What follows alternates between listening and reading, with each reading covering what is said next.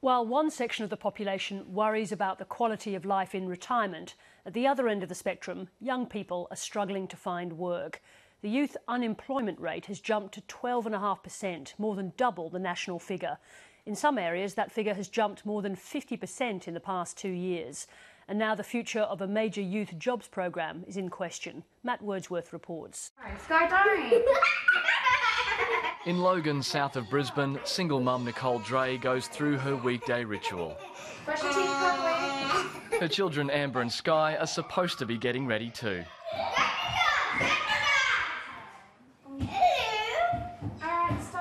Nicole Dre left home at 15 after falling out with her father, and then she left school at year 10 to pursue a career as a hairdresser.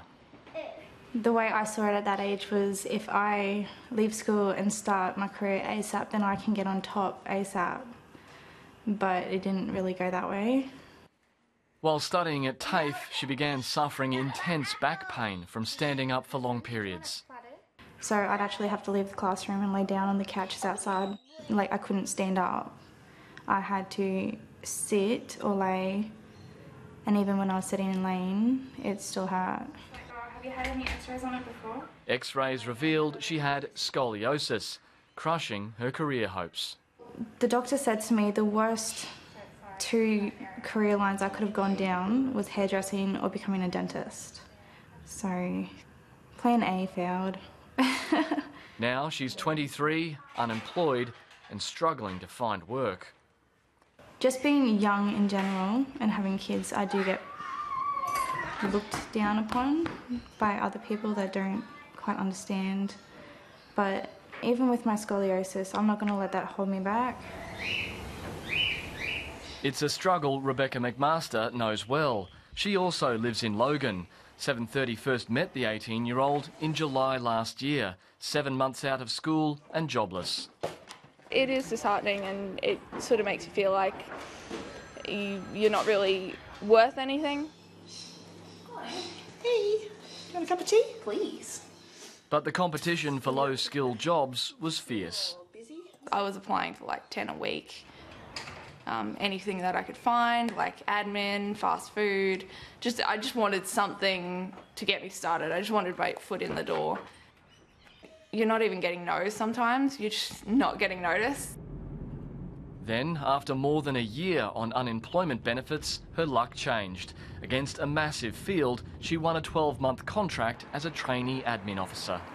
In my position now, I was told that there were 340 applicants. So, like, that's only a small and that's the only the people going for admin. Like, that's impossible to compete against. So it's all about chance, really. A report by the Brotherhood of St Lawrence has found a double whammy in youth unemployment. The rate has risen to 12.5%, more than double the overall unemployment figure, and it's rising rapidly. In Cairns, it's up 88% in 2 years. Around Logan, it's jumped 61%. Sydney Hills District, 73%, and Melbourne's East, almost 50%.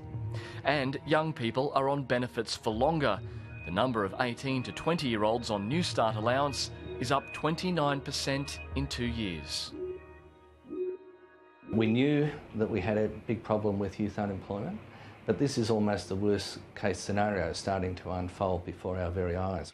Tony Nicholson is the Executive Director of the welfare organisation. He says there are simply fewer unskilled jobs for school leavers.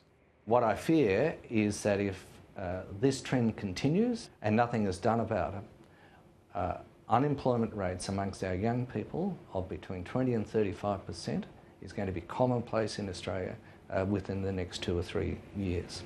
Okay, welcome everybody. Thank you all for turning up. At the same time, the federal government looks set to cut funding to one of its nationwide services for the young unemployed. Youth Connections helps about 30,000 job seekers with support and training advice. It's our understanding that Youth Connections will end this December. For future funding for young people, whether that be Youth Connections or something similar, we would be looking for something in this May budget, and we're not seeing any indications of that at the moment. Rebecca Sharkey says a replacement program won't start until July 2015. So there would be essentially the possibility of nothing for at least 6 months. That's what greatly concerns Youth Connections providers. A spokesman for the federal government says the future of Youth Connections will be revealed in next month's budget, but existing services for adults are well placed to support the young unemployed. Morning, boys. What's happening in here today? He's taking the screens apart. Yep. As he's a master at those. Yep. This not-for-profit scheme in Logan helps long-term unemployed get work ready. Young volunteers break down e-waste. The scheme banks the money, helping cover costs. The workers get valuable skills. Because we've got to disassemble our whole pallet by the end of the week. Yeah, that's correct. Well, that's on a voluntary basis. It gives them a taste of what it's like to work, what it's like to make friends at work, what it's like to turn up to every day and get something out of your day. Both Rebecca McMaster and Nicole Dre have spent time with the scheme. For one, the search is over. For the other, the hunt continues. So what would it mean to you to get a job? Oh, I'd be able to take my kids out once in a while. I'd be able to, like, not struggle. Never in any debt. Like, with bills or anything, I wouldn't have them hit me and I want to cry. It'd be like a cloud lifted off my head, yeah.